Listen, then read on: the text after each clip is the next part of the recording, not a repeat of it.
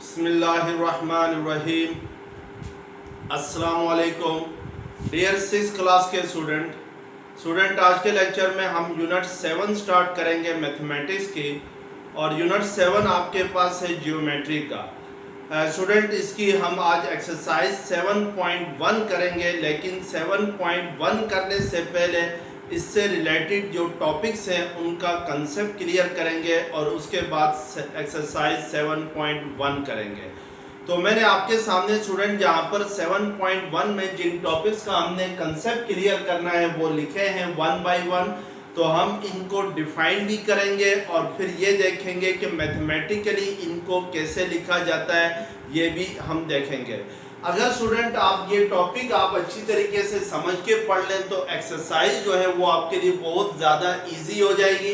अगर आपको ये इनकी डेफिनेशन और जो टॉपिक्स के कंसेप्ट हैं ये क्लियर हो जाए। तो यहाँ पर सबसे पहले हमने जिस टॉपिक के बारे में अपने कंसेप्ट क्लियर करने हैं वो है पैरेलल लाइंस का।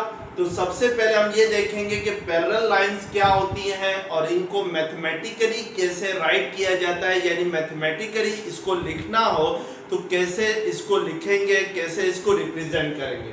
सेकंड हमारे पास जो टॉपिक है वो है परपेंडिकुलर लाइंस का, यानी परपेंडिकुलर लाइंस क्या होती हैं और इनको मैथमेटिकली कैसे लिखा जाता है ये देखना है। थर्ड हमारे पास जो टॉपिक होगा वो होगा ट्रांसवर्सल लाइन, यानी कोई ट्रांसवर्सल लाइन क्या होती है, ये हमारे पास थर्ड टॉपिक होगा।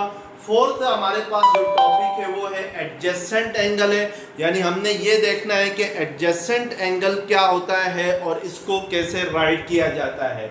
और फिफ्थ हमारे पास जो टॉपिक होगा वो कम्प्लीमेंट्री एंगल्स का होगा, यानी कम्प्लीमेंट्री एंगल्स क्या होते हैं, कौन से एंगल आपस में कम्प्लीमेंट होते हैं और कौन से कम्प्लीमेंट नहीं होते हैं। इसी तरीके से सिक्स्थ टॉपिक है सप्लीमेंट्री एंगल्स है, और सेवंथ टॉपिक हमारे पास है वर्टिकली अपोजिट एंगल्स का है, जिनको हम वर्टिकल एंगल्स कहते हैं। तो आइए हम 1 बाय 1 इन टॉपिक्स का कंसेप्ट क्लियर करते हैं।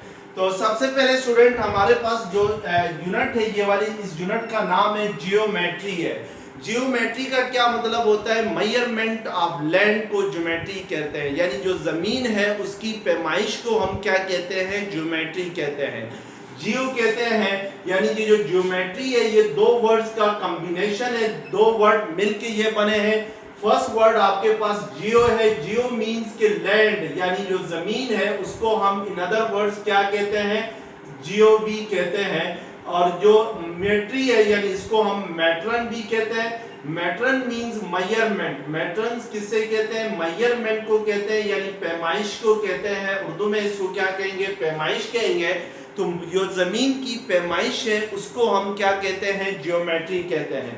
तो अब हम सबसे पहले पैरेलल लाइंस क्या होती है ज्योमेट्री में ये हमने देखना है। तो आइए पैरेलल लाइंस को डिफाइन करते हैं और फिर इसके बाद मैथमेटिकली ये कैसे रिप्रेजेंट होंगे ये बताते हैं। पैरेलल लाइंस की डेफिनेशन होगी कि two or more than two lines, two or more than two lines which are never meet, which are never meet to each other is called parallel lines।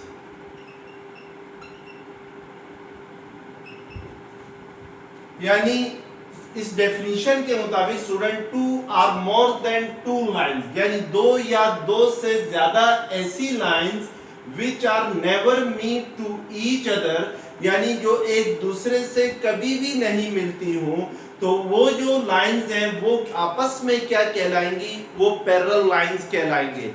जैसे मैं let's suppose एक line draw करता हूँ, line A B लेता हूँ इस board के ऊपर, तो ये जो लाइन ए बी है ये पैरेलल लाइन होगी लाइन सी डी के, अगर लाइन ए बी और सी डी एक दूसरे से कहीं पे भी ना मिलती हो, यानी मैं लाइन ए बी को इसी तरीके से आगे बढ़ाता जाऊं और लाइन सी डी को भी इसी तरीके से आगे बढ़ाता जाऊं जितनी मर्जी है, लेकिन ये दोनों लाइनें एक दूसरे से अगर कहीं पे भी नहीं मिलती हैं तो फिर ये दोनों लाइंस एक दूसरे के क्या कहलाएंगी? Parallel lines कहलाएंगी। ये जैसे आपके पास स्टूडेंट नदी के दो किनारे होते हैं, आपने देखा होगा दरिया के दो किनारे हैं या नदी के दो किनारे हैं, वो दोनों किनारे आप जितना भी आगे बढ़ते जाएं, किनारों पे चलते जाएं तो वो एक दूसरे से कहीं पे भी नहीं मिलते हैं। तो इट मीन्स के जो नदी के दो किनारे हैं वो एक दूसरे के क्या होते हैं? पैरेलल होते हैं। तो इट मीन्स के जहाँ पर ये जो लाइन ए बी है और ये जो लाइन सी डी है ये एक दूसरे से कहीं पे भी नहीं मिलेंगी। अगर मैं इन दोनों लाइंस को लेफ्ट साइड पे आगे बढ़ाता जाऊं या राइट साइड पे आगे बढ़ाता जाऊं तो ये कहीं पे भी एक दूसरे से मीट नहीं करेंगी। तो लाइन ए बी और लाइन सी डी एक दूसरे के क्या कहलाएंगी? Parallel lines कहलाएंगी। अब हमने ये देखना है कि मैथमेटिकली हम इन पैरेलल लाइंस को कैसे लिखते हैं। तो मैथमेटिकली स्टूडेंट जो पैरेलल की जो रिप्रेजेंटेशन होती है यानी जो पैरेलल होता है उसको हम दो लाइनें ड्रा करके इस तरीके से रिप्रेजेंट करते हैं तो पैरेलल को। अब अगर लाइन ए बी है तो इस लाइन ए बी को हम मैथमेटिकली ए बी लिख के इसके ऊपर इस तरीके से एरो लगाते हैं यानी दोनों साइड पे। तो ये जो इसको हम पढ़ेंगे लाइन ए बी पढ़ेंगे। और ये जो सेकंड लाइन है सी डी को मैं मैथमेटिकली लिखूंगा सी डी लिख के इसके ऊपर क्या लिखूंगा? एक एरो लगाऊंगा और इसको पढ़ूंगा क्या? लाइन सी डी पढ़ूंगा। अब लाइन ए बी और लाइन सी डी जो है वो एक दूसरे के पैरेलल हैं। तो लाइन ए बी और लाइन सी डी लिखने के बाद इन दोनों के दरमियान ये वाला जो सिंबल है जो पैरेलल का सिंबल है इसको हम यूज करेंगे और इसको हम क्या पढ़ेंगे कि A B is parallel to C D यानी इस सिंबल को हम क्या पढ़ेंगे? पैरेलल पढ़ेंगे। यानी इसको अगर मैं इंग्लिश में लिखूं तो ये A B is parallel to C D होगा। आपने इस तरीके से नहीं लिखना है बल्कि ये सिंबॉलिकल वे में क्या लिखना है? ए बी और सी डी को लिखना है पैरेलल टू सी डी होगा। यानी line A B is parallel to C D को हम इस सिंबल के साथ क्या करते हैं? ये वाला जो सिंबल है दो वर्टिकल लाइन इस तरीके से अगर ड्रा करें तो ये सिंबल किस चीज को रिप्रेजेंट करता है? पैरेलल को रिप्रेजेंट करता है। अगर दो लाइंस के दरमियान ये वाला सिंबल अगर हम लगाएंगे तो इट मींस के हम इसको क्या पढ़ेंगे? Line A B is parallel to line C D पढ़ेंगे। तो इस तरीके से हम पैरेलल लाइंस को क्या करते हैं? राइट करते हैं मैथमेटिकली। अब स्टूडेंट की जो पैरेलल लाइंस है वो दो भी हो सकती हैं और दो से ज्यादा भी हो सकती हैं। जैसे मैं अगर फर्ज करें एक और लाइन भी जहाँ पे ड्रा करता हूँ, इस दोनों लाइन के पैरेलल लाइन सी ई एफ ले लेता हूँ तो इट मींस के लाइन ई एफ और लाइन ए बी और लाइन सी डी ये तीनों आपस में क्या होंगी? पैरेलल होंगी। तो हम फिर मैथमेटिकली इसको कैसे लिखेंगे? Line A B is parallel to line C D and line C D is parallel to line E F. तो हम फिर इसको मैथमेटिकली इस तरीके से लिखेंगे। तो इसलिए मैंने डेफिनेशन में भी कहा हुआ है कि two or more than two lines. Two or more than का मतलब होता है दो या दो से ज्यादा लाइन जो एक दूसरे को कहीं पे भी नहीं मीट करती हूँ तो वो एक दूसरे के पैरेलल होती है। लाइन को हम सिंपली अल्फाबेट से भी रिप्रेजेंट कर सकते हैं। जैसे मैं अगर लेट्स सपोज इस लाइन ए बी को एल के साथ रिप्रेजेंट करूं, लाइन सी डी को मैं एम के साथ रिप्रेजेंट करूं तो फिर हम ये इस तरीके से लिखेंगे L is parallel to M बी लिखेंगे। तो इस तरीके से भी हम इसको क्या कर सकते हैं? मैथमेटिकली राइट कर सकते हैं। अब स्टूडेंट हम यहाँ पे ये देखते हैं कि दो लाइनें एक दूसरे के पैरेलल कब नहीं होंगी। लेट्स सपोज मैं अगर एक लाइन इस तरीके से लेता हूँ और सेकंड लाइन ये ले लेता हूँ, यानी मैं लेट्स सपोज इस लाइन को मैं लाइन डी ई एफ नाम दे देता हूँ और इस लाइन को मैं जी एच का नाम दे देता हूँ। अब ये जो लाइन ए ई एफ और जी एच जो है ये दोनों एक दूसरे के पैरेलल नहीं है क्योंकि मैं लाइन जी एच को और ई एफ को आगे बढ़ाता जाऊं तो ये कहीं ना कहीं एक दूसरे के साथ क्या करेंगी? मीट करेंगी, एक दूसरे को इंटरसेक्ट करेंगी। तो इट मींस के लाइन ई एफ और जी एच एक दूसरे के पैरेलल नहीं है। तो इन लाइंस को हम क्या कहते हैं? पैरेलल लाइंस कहते हैं। तो अब आपको यहाँ पे नजर आ रहा है कि लाइन EF और GH जो है वो एक दूसरे के पैरेलल नहीं है, लेकिन लाइन AB और लाइन CD एक दूसरे के पैरेलल हैं। तो इस तरीके से हम लोग पैरेलल लाइंस को क्या करते हैं, डिफाइन करते हैं। सेकंड टॉपिक हमारे पास है परपेंडिकुलर लाइंस का। तो अब हम यहाँ पर परपेंडिकुलर लाइंस को डिफाइन करेंगे कि परपेंडिकुलर लाइंस किससे कहते हैं। परपेंडिकुलर लाइंस को डिफाइन करने से पहले स्टूडेंट हम राइट एंगल क्या होता है ये देखेंगे। राइट एंगल कहते हैं, यानी राइट एंगल किससे कहा जाता है ये हमने चेक करना है। अगर दो लाइंस के दरमियान जो एंगल है वो 90 डिग्री का हो तो फिर हम इसको क्या कहते हैं, राइट एंगल कहते हैं। यानी जो 90 डिग्री का एंगल है इसको हम क्या कहते हैं, राइट एंगल कहते हैं। अब हमने परपेंडिकुलर लाइंस को डिफाइन करना है। तो two lines are said to be perpendicular, are said to be, two lines are said to be perpendicular if they meet each other at right angle। यानी दो लाइंस एक दूसरे के ऊपर परपेंडिकुलर होंगी अगर वो एक दूसरे को यहाँ पर मिलती है, वहां पर राइट एंगल यानी बनाती हूँ, यानी एक दूसरे के साथ जो एंगल है वो 90 डिग्री का एंगल बनाती हूँ, तो फिर हम कहेंगे कि वो दोनों लाइंस एक दूसरे के ऊपर परपेंडिकुलर हैं। तो इसमें आपने राइट एंगल का याद रखना है। राइट एंगल 90 डिग्री के एंगल को हम क्या कहते हैं, राइट एंगल कहते हैं। लेट्स सपोज मैं दो लाइनें लेता हूँ, एक लाइन लेता हूं AB लेता हूं, ये लाइन AB है फर्ज करें, और जो सेकंड लाइन है वो मैं लेट्स सपोज लेता हूं लाइन DE लेता हूं। अब यहाँ पे देखिए ये दोनों लाइनें एक दूसरे को इस पॉइंट पे मिलती है। अब हमने चेक करना है क्या AB और लाइन CD जो है वो एक दूसरे के ऊपर परपेंडिकुलर है कि नहीं है। तो हमने इस बात को चेक करने के लिए हमने ये देखना होगा कि ये दोनों लाइनें एक दूसरे को यहाँ पर मिलती है, वहाँ पर राइट एंगल बन रहा है कि नहीं बन रहा है, यानी वहाँ पे 90 डिग्री का एंगल बन रहा है या नहीं बन रहा है। तो इट मीन्स कि ये जो लाइन AB है और जो लाइन CD है इस पॉइंट पे मिलती है। इस पॉइंट को लेट्स सपोज हम O का नाम देते हैं।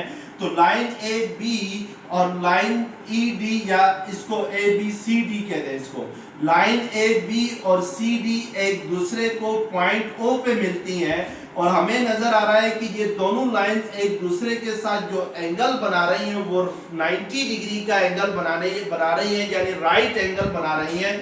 तो जब राइट एंगल बनता है तो इसको हम इस तरीके से लिखते हैं, यानी राइट एंगल को हम एक डब्बे की शक्ल में क्या करते हैं, रिप्रेजेंट करते हैं। तो इसका मतलब है कि AB और CD के दरमियान जो एंगल है वो किसके इक्वल है, 90 डिग्री के इक्वल है, यानी राइट एंगल के इक्वल है। तो राइट एंगल के अगर इक्वल है तो फिर मींस कि ये जो लाइंस AB और लाइन CD जो है वो एक दूसरे के ऊपर क्या होंगी, परपेंडिकुलर होंगी। अगर आप D के साथ या प्रोटेक्टर के साथ इसको मेजर करेंगे तो ये 90 डिग्री का एंगल ही होगा। अब स्टूडेंट जो राइट एंगल होता है उसको मैथमेटिकली कैसे रिप्रेजेंट करते हैं हमने ये देखना है। तो याद रखें कि राइट एंगल को हम लोग मैथमेटिकली रिप्रेजेंट करते हैं, यानी 90 डिग्री के एंगल को हम मैथमेटिकली इस सिंबल के साथ रिप्रेजेंट करते हैं। यानी ये जो सिंबल है ये राइट एंगल को शो कर रहा है। जैसे अब इस एग्जांपल के अंदर लाइन AB और लाइन CD एक दूसरे के साथ राइट एंगल बना रही हैं, तो इट मींस कि हम इसको मैथमेटिकली लिखेंगे right line AB perpendicular to line CD लिखेंगे। यानी ये जो आपके पास ये वाला सिंबल है ये किस चीज को शो करता है, ये सिंबल आपके पास शो कर रहा है किसको, राइट एंगल को शो कर रहा है, यानी 90 डिग्री को शो कर रहा है। ए बी लिख के इसके ऊपर एरो लगा ले दोनों साइड से, तो ये लाइन ए बी पढ़ा जाएगा। सी डी लिख के इसके ऊपर दोनों साइड पे एरो लगा ले, एक लाइन लगा के, तो ये इसको हम पढ़ेंगे लाइन सी डी। अब इस पूरी स्टेटमेंट को हम पढ़ेंगे line A B is perpendicular to line C D. इस सिंबल को क्या पढ़ेंगे, परपेंडिकुलर या राइट एंगल कहेंगे। तो इसको हम क्या करेंगे कि line A B is perpendicular to line C D लिखेंगे।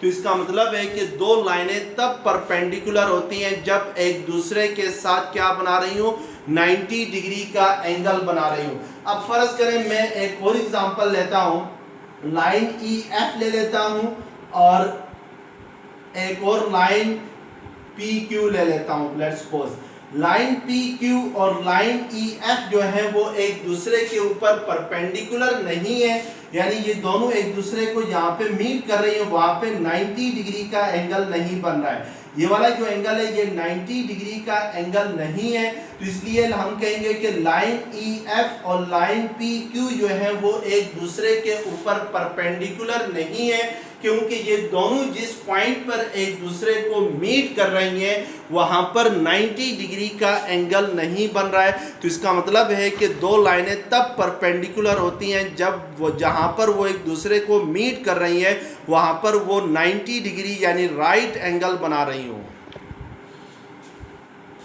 अब जो हमारे पास थर्ड टॉपिक है वो है ट्रांसवर्सल लाइन का।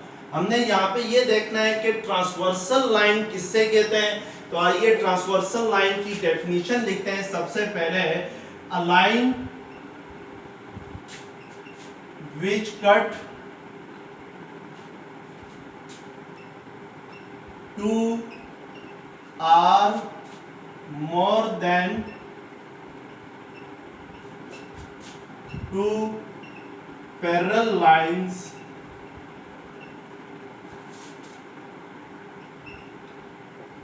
is called transversal line।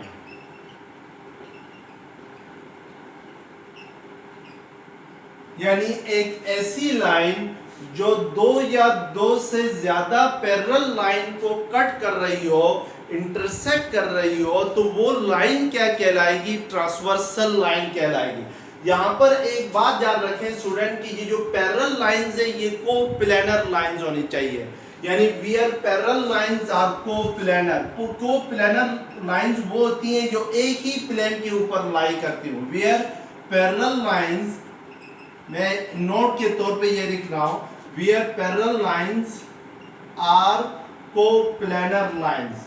Coplanar lines, coplanar lines वो होती हैं जो एक ही प्लेन के ऊपर लाई करती हूँ, यानी the lines which lie on the same plane is called coplanar lines. अब हम फिगर के जरिए इस बात को समझते हैं।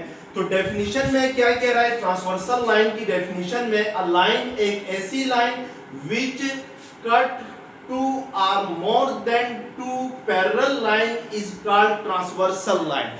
यानी एक ऐसी लाइन जो दो या दो से ज्यादा पैरेलल लाइंस को क्या कर रही हो, कट कर रही हो, तो वो लाइन क्या कहलाएगी, जो पैरेलल लाइंस को कट कर रही है वो लाइन ट्रांसवर्सल लाइन कहलाएगी। जैसे लेट्स सपोज मैं फिगर बनाता हूं, मैं पैरेलल लाइंस लेता हूं। लेट्स सपोज फर्स्ट लाइन मैंने कंसीडर की line A B, second line मैंने कंसीडर की लाइन सी डी। अब लाइन ए बी और लाइन सी डी एक दूसरे के क्या है, पैरेलल लाइंस हैं, यानी ये पैरेलल लाइन मींस कि ये एक दूसरे को कहीं पे भी मीट नहीं करती हैं। तो अब एक ऐसी लाइन जो इन दोनों पैरेलल लाइंस को कट कर रही हो, तो वो क्या कहलाएगी, इन दोनों लाइंस की ट्रांसवर्सल लाइन कहलाएगी। जैसे मैं let's suppose line R S लेता हूं, ये जो लाइन आर एस है ये इन दोनों पैरेलल लाइंस को क्या कर रही है, कट कर रही है। तो इट मींस कि ये जो आर एस होगी, जो लाइन आर एस होगी, this is called transversal line. इस लाइन आर एस को हम क्या कहेंगे, ट्रांसवर्सल लाइन कहेंगे। क्यों? क्योंकि ये दो पैरेलल लाइंस को कट कर रही है। अब ये जो पैरेलल लाइंस है ये ए बी और सी डी, ये दो भी हो सकती हैं और दो से ज्यादा भी हो सकती हैं। जैसे मैं अगर एक और लाइन ले लूं, लेट्स सपोज उसको मैं नाम दे दूं पी क्यू का, line P Q B, line A B और सी डी की क्या है, पैरेलल लाइन है, तो इट मींस कि ये जो आर एस है ये फिर क्या होगी, ट्रांसवर्सल लाइन होगी। लेकिन अगर फर्ज करें कि मैं एक लाइन लेता हूं इस तरीके से, लाइन एन एम को मैं फर्ज करें, ये इस लाइन को मैं एन एम कह देता हूं, और इस लाइन को मैं फर्ज करें एक्स वाई कह देता हूं। अब ये जो लाइन एन एम है और लाइन एक्स वाई है, ये एक दूसरे के पैरेलल नहीं है। अब अगर कोई लाइन इन दोनों लाइंस को कट करती है, जैसे लाइन फर्ज करें इस लाइन जो इसको हम m का नाम देते हैं, स्मॉल m का, ये जो लाइन स्मॉल m है ये लाइन एन एम और एक्स वाई को कट कर रही है, इंटरसेक्ट कर रही है, इसको कोई और नाम दे दें, l का नाम दे दें, क्योंकि n और m के साथ कंफ्यूज ना करना। तो यहाँ पर ये जो लाइन L है, ये लाइन L ट्रांसवर्सल लाइन होगी कि नहीं होगी, अगर आपसे कोई ये पूछता है तो आप चेक करोगे कि क्या लाइन एन एम और एक्स वाई जो है वो एक दूसरे के पैरेलल लाइंस हैं कि नहीं है। अगर लाइन एन एम और एक्स वाई एक दूसरे के पैरेलल लाइन होंगे तो फिर ये जो लाइन एल होगी ये एक ट्रांसवर्सल लाइन होगी। लेकिन हमें नजर आ रहा है कि यहाँ पे ये जो लाइन एन एम और लाइन एक्स वाई जो है ये पैरेलल नहीं है, क्योंकि ये थोड़ा सा आगे जाके एक दूसरे को इस पॉइंट पे क्या करेंगे, मीट करेंगी, मिलेंगी। तो इट मींस कि फिर ये जो लाइन एल है ये क्या होगी, ट्रांसवर्सल लाइन नहीं होगी। लेकिन यहाँ पर ये वाली जो लाइन आर एस है, जिसको हम फर्ज करें लाइन एम का नाम देते हैं इस लाइन आर एस को, तो अब ये जो एम है ये ट्रांसवर्सल लाइन होगी, क्योंकि ए बी सी डी और पी क्यू ये आपस में क्या है, आपके पास पैरेलल लाइंस हैं। और ये पैरेलल लाइंस क्या होने चाहिए, कोप्लेनर होने चाहिए। यानी कोप्लेनर मींस के एक ही प्लेन के ऊपर लाई करनी चाहिए, डिफरेंट प्लेन के ऊपर डिफरेंट जगहों पे नहीं होनी चाहिए, एक ही। यानी अगर मैंने यहाँ पर ये तीनों लाइन ड्रा की हैं तो सिर्फ इसी बोर्ड के ऊपर ड्रा की हैं, तो इट मींस के ए बी सी डी और पी क्यू आपस में क्या है, पैरेलल लाइंस भी हैं और कोप्लेनर लाइंस भी हैं। कोप्लेनर इसलिए कि मैंने एक ही बोर्ड के ऊपर इनको बनाया है, तो इसका मतलब ये हुआ कि ट्रांसवर्सल लाइन वो होती है जो दो या दो से ज्यादा पैरेलल लाइंस को क्या करे, कट करे, तो वो लाइन क्या कहलाएगी, ट्रांसवर्सल लाइन कहलाएगी। अगर पैरेलल लाइंस को कट नहीं करते हैं तो फिर ये लाइन एल जो है ये ट्रांसवर्सल नहीं होगी। तो ये बात आपको एग्जाम्पल के जरिए क्या कर दी गई, ये समझा दी गई। नेक्स्ट हमारे पास फोर्थ टॉपिक है एडजेसेंट एंगल का।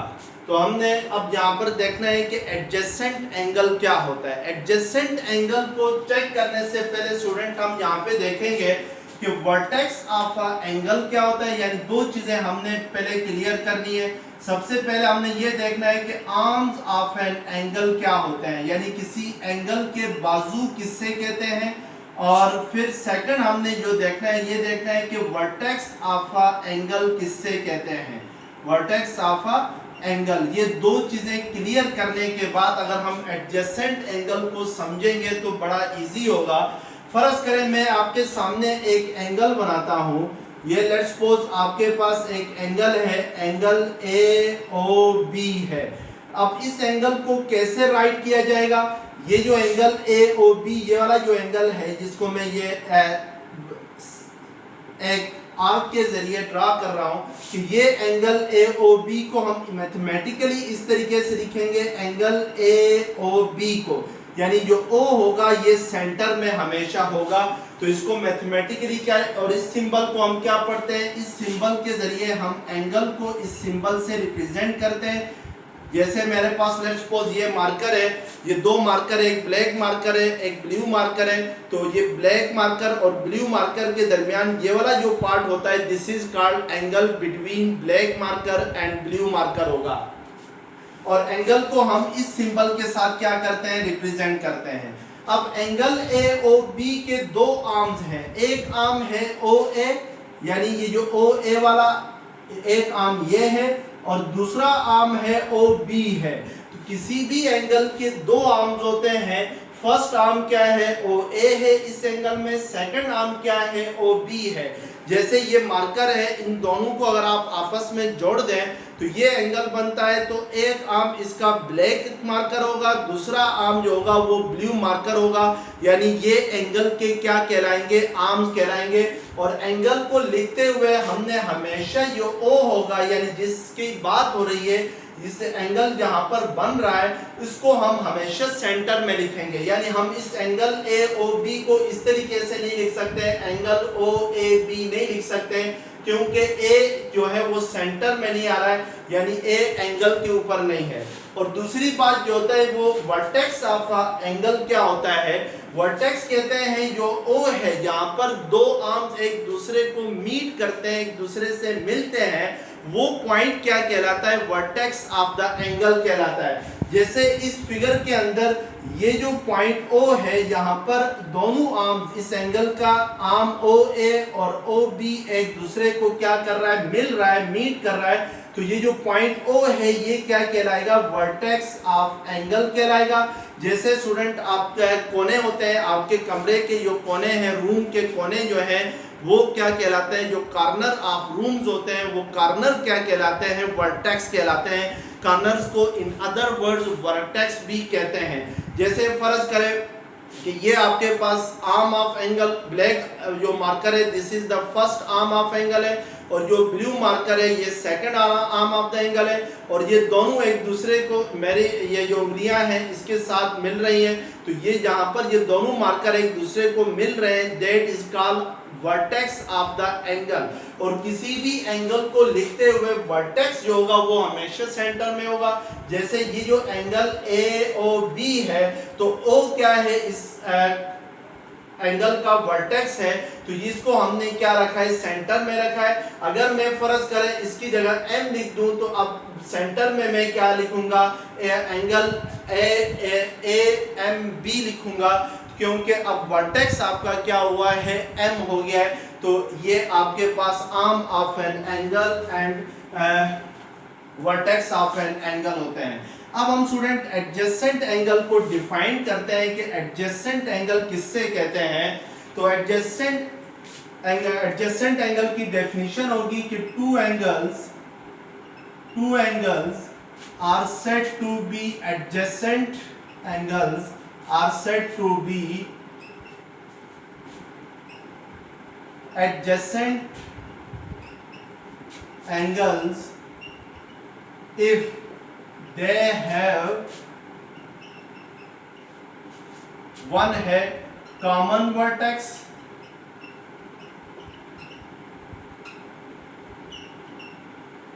और टू होगा one common arm,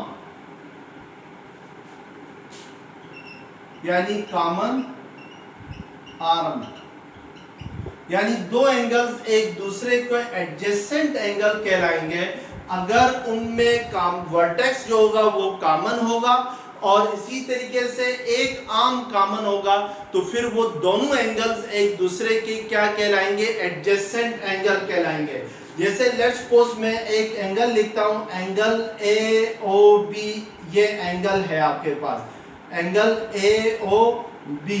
फर्ज करें मैं एक और आर्म लेता हूं, एंगल बी ओ सी, ये वाला एंगल लेता हूं, यानी इसको मैं पॉइंट सी का नाम देता हूं। अब आपके पास यहाँ पे दो एंगल्स बन रहे हैं, एक एंगल है एंगल ए ओ बी है, ये वाला एंगल है एंगल ए ओ बी, जिसको मैंने ब्लैक उसके साथ रिप्रेजेंट किया है ब्लैक मार्कर से, और दूसरा एंगल है एंगल बी ओ सी है, यानी एंगल बी ओ सी, यानी ये वाला एंगल जिसको हमने ब्लू मार्कर के साथ क्या किया है, रिप्रेजेंट किया है इस एंगल को, ये फर्स्ट एंगल है और ये सेकंड एंगल है। अब इन दोनों एंगल्स में जो वर्टेक्स है वो कॉमन है, दोनों का वर्टेक्स क्या है, ओ है, क्योंकि एंगल ए ओ बी का वर्टेक्स ओ है और एंगल बी ओ सी का भी वर्टेक्स क्या है, ओ है, और दोनों में एक आर्म भी क्या है, कॉमन है, यानी जो कॉमन आर्म है वो क्या है, आर्म ओ बी है। ओ बी जो है वो एंगल ए ओ बी का भी आर्म बनता है, यानी इस एंगल का भी आर्म बनता है, और OB जो है वो एंगल BOC यानी इस एंगल का भी क्या बन रहा है, आर्म बन रहा है। तो यानी कि जो एंगल जो आर्म OB है ये इन दोनों का कॉमन आर्म है, यानी दोनों में कॉमन है, दोनों एंगल्स का आर्म बन रहा है, दोनों एंगल का बाजू है। तो इट मींस कि ये जो एंगल, ये दोनों जो एंगल्स होंगे ये आपस में क्या कहलाएंगे, ये आपस में एडजेसेंट एंगल कहलाएंगे, क्योंकि दोनों में एक कॉमन वर्टेक्स है, यानी वर्टेक्स दोनों का सेम है, एक वर्टेक्स है, और दोनों में कॉमन आर्म है यानी कॉमन बाजू है। तो वो कौन सा कॉमन आर्म है, वो OB जो है वो इस फर्स्ट एंगल का भी आर्म बन रहा है और इस सेकंड एंगल का भी आर्म बन रहा है। तो फिर एंगल AOB और एंगल BOC एक दूसरे के क्या होंगे, आर एडजेसेंट एंगल होंगे, क्योंकि इन दोनों में एक आर्म और एक वर्टेक्स क्या है, और वर्टेक्स क्या है, कॉमन है। तो इसलिए हम इनको क्या कहेंगे, एंगल AOB और angle BOC are adjacent angles. Next हमारे पास टॉपिक है कंप्लीमेंट्री एंगल्स का। फिफ्थ टॉपिक है कंप्लीमेंट्री एंगल्स का। तो अब हम देखेंगे कंप्लीमेंट्री एंगल्स की क्या डेफिनेशन होगी। Two angles whose sum is 90 degree is called complementary angles, यानी दो एंगल्स जिनका सम जो है वो 90 डिग्री के इक्वल हो तो वो आपस में क्या कहलाते हैं, कंप्लीमेंट्री एंगल्स कहलाते हैं। जैसे लेट्स सपोज फर्स्ट एंगल में लेता हूं 30 डिग्री का, सेकंड एंगल में लेता हूं 60 डिग्री का, तो हम कहेंगे कि 30 डिग्री और 60 डिग्री जो है वो एक दूसरे के कंप्लीमेंट है, क्योंकि 30 प्लस 60 करता हूं तो किसके इक्वल आता है, 90 के इक्वल आता है, यानी 30 डिग्री प्लस 60 डिग्री लिखेंगे। ये जो स्टूडेंट 30 लिख के इसके ऊपर छोटा सा सर्कल लगाया, इसको हम क्या पढ़ते हैं, डिग्री पढ़ते हैं, यानी डिग्री को हम छोटे से सर्कल के साथ रिप्रेजेंट करेंगे। यहाँ पर 30 के ऊपर छोटा सा सर्कल लगाया, 60 के ऊपर भी स्मॉल सर्कल लगाया, तो इट मींस कि इसको हम क्या पढ़ेंगे, 60 डिग्री पढ़ेंगे।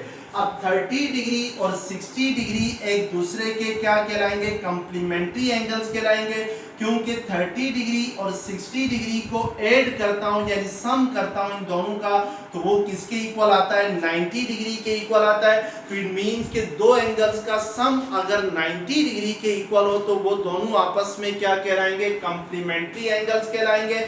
जैसे अगर मैं लेट्स सपोज एक और एग्जांपल लेता हूं 70 डिग्री और 40 डिग्री, मैं आपसे पूछता हूं क्या ये दोनों एक दूसरे के कंप्लीमेंट्री एंगल्स हैं या नहीं है। तो इसके लिए आप क्या करेंगे कि 70 डिग्री को 40 डिग्री में ऐड करेंगे, तो 0 + 0 7 + 4 क्या होता है, 11 होता है, तो इनका सम क्या आता है, 110 डिग्री आता है। तो इसका मतलब है कि 70 डिग्री और 40 डिग्री जो है वो एक दूसरे के कंप्लीमेंट्री एंगल नहीं होंगे, क्योंकि इनका सम जो है वो 90 डिग्री के इक्वल नहीं आता है, यानी 110 डिग्री के इक्वल।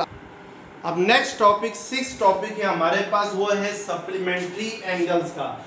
तो सप्लीमेंट्री एंगल्स की डेफिनेशन होगी टू एंगल्स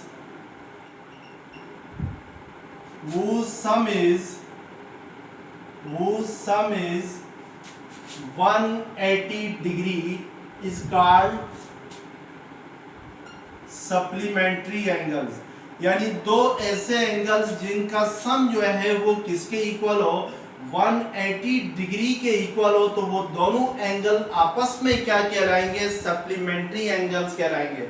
जैसे लेट्स सपोज 100 डिग्री और 80 डिग्री जो है ये सप्लीमेंट्री एंगल्स हैं, क्योंकि 100 डिग्री को मैं अगर 80 डिग्री में क्या करूं, ऐड करूं, तो मेरे पास आंसर क्या आता है, 180 डिग्री आता है। तो इट मींस के 100 + 80 क्या होंगे, 180 के इक्वल होंगे। तो इट मींस के 100 और 80 एक दूसरे के सप्लीमेंट एंगल होंगे। इसी तरीके से लेट्स सपोज अगर आपसे मैं पूछूं क्या 100 डिग्री और या आप कोई और एंगल ले लें 70 डिग्री और लेट्स सपोज 140 डिग्री क्या सप्लीमेंट्री एंगल्स हैं या नहीं है, तो आप क्या करेंगे कि 70 डिग्री को 140 डिग्री में ऐड करेंगे, तो आपके पास ये क्या आता है 210 डिग्री आता है। तो इट मींस के 70 और 140 डिग्री क्या होंगे, सप्लीमेंट्री एंगल नहीं होंगे, क्योंकि इनका सम जो है वो 210 आ रहा है, यानी 180 डिग्री के इक्वल नहीं आ रहा है। लेकिन अगर मैं आपसे कहूं कि लेट्स सपोज 40 डिग्री और 140 डिग्री क्या सप्लीमेंट्री एंगल्स हैं, तो आप क्या करेंगे कि 40 को 140 में प्लस करेंगे, तो 40 डिग्री प्लस 140 डिग्री किसके इक्वल आता है, 4 + 4 8, तो 180 डिग्री के इक्वल आता है। तो आप कहेंगे yes 40 and 140 degree are supplementary angles of each other because their sum is 180 degree, क्योंकि इनका सम जो है वो 180 डिग्री के इक्वल। अब नेक्स्ट 7th टॉपिक हमारे पास है वर्टिकली अपोजिट एंगल्स, जिनको हम सिंपली क्या कहते हैं, वर्टिकल एंगल्स भी कहते हैं। तो अब हम इनकी डेफिनेशन लिखते हैं।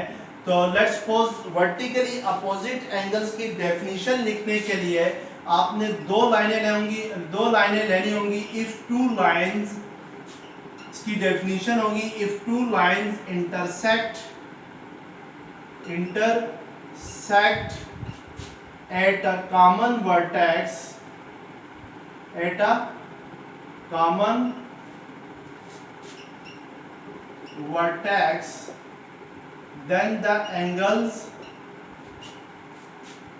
then the angles opposite to the common vertex is called vertically opposite angle, या इनको हम क्या कहते हैं, वर्टिकल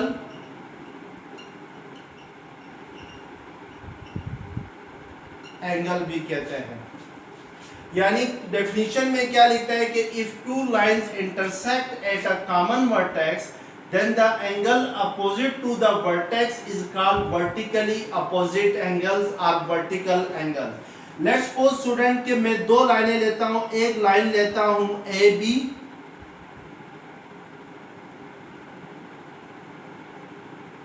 और सेकंड लाइन लेता हूं सी डी, और ये जो दोनों लाइनें हैं ए बी और सी डी, लेट्स सपोज इस पॉइंट पर एक दूसरे को क्या कर रही हैं, इंटरसेक्ट कर रही हैं।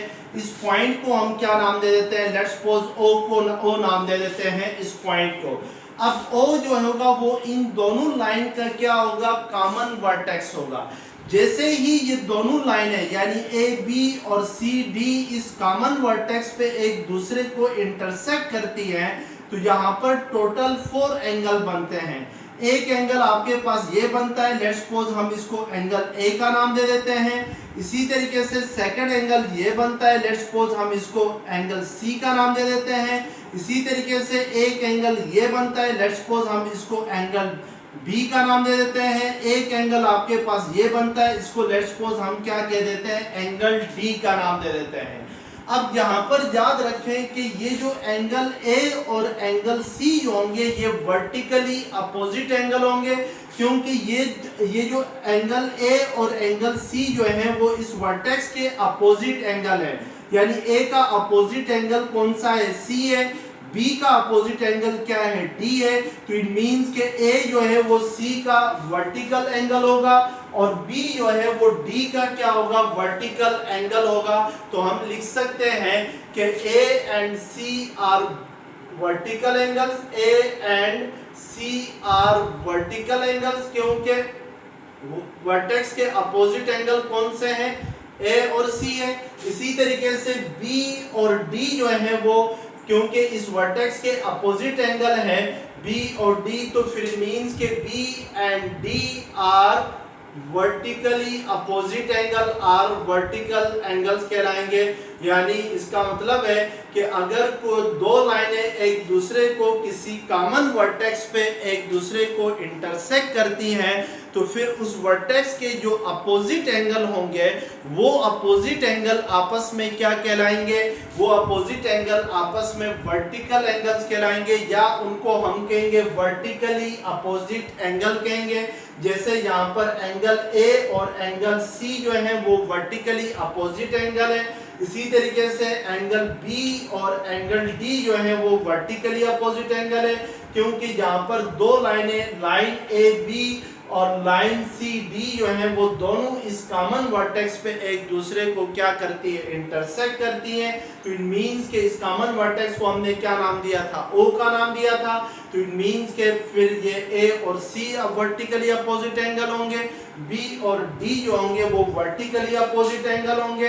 तो इस तरीके से हम वर्टिकली अपोजिट एंगल या वर्टिकल एंगल्स को क्या करते हैं, डिफाइन करते हैं। स्टूडेंट यहाँ तक देख लें। अब नेक्स्ट लेक्चर्स में हम एक्सरसाइज करेंगे।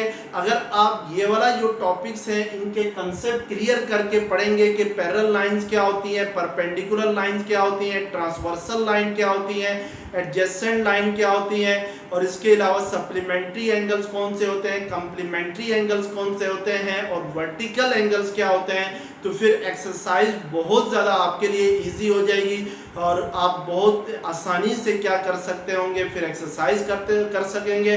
तो नेक्स्ट लेक्चर्स में हम इंशाल्लाह एक्सरसाइज 7.1 करेंगे। तो तब तक के लिए अल्लाह हाफिज़।